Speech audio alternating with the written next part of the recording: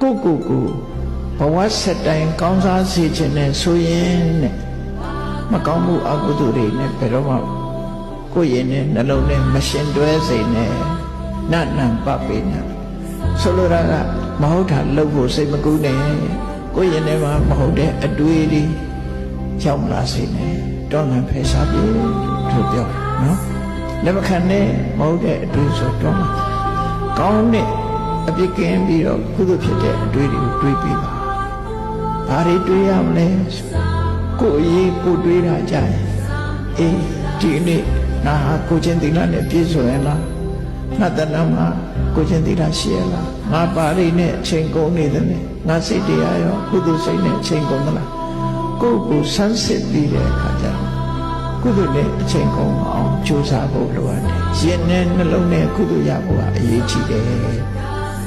ရင်ထဲမှာတရားဖြစ်နေ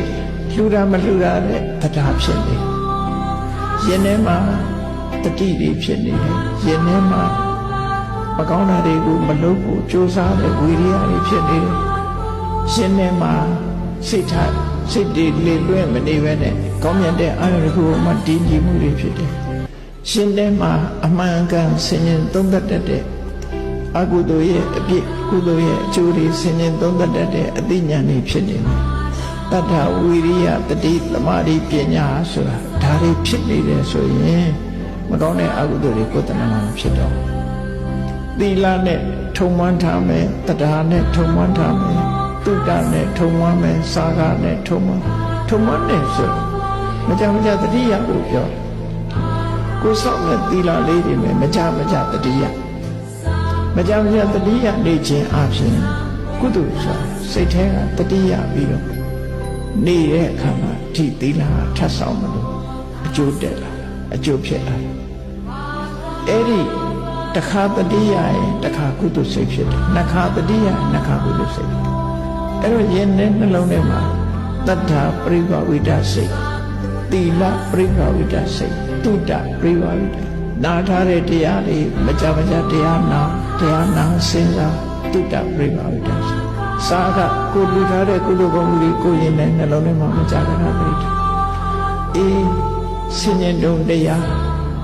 လှုပ်တဲ့နာနဲ့မလှုပ်တဲ့နာအနည်းဆုံးကကံဤကျိုးကိုသိမြင်တဲ့ပညာကမ္မတက္ကတာသမာဓိဋ္ဌိမမြဲဘူးလို့သိတာဝိပဿနာသမာဓိဋ္ဌိ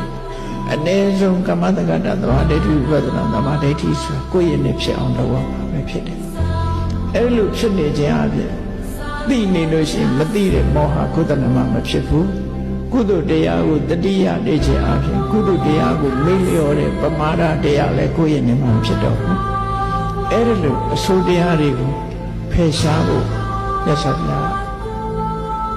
အတ္တနေစီပိယစင်ညာကိုမြတ်လို့တဲ့တန်ဖိုးထားတယ်ဆိုရင်နတ်နံပပေနတန်ယူစီကိုယ့်ရဲ့နဲ့နှလုံးထဲမှာမကောင်းတဲ့စိတ်တွေမဖြစ်စေနဲ့တဲ့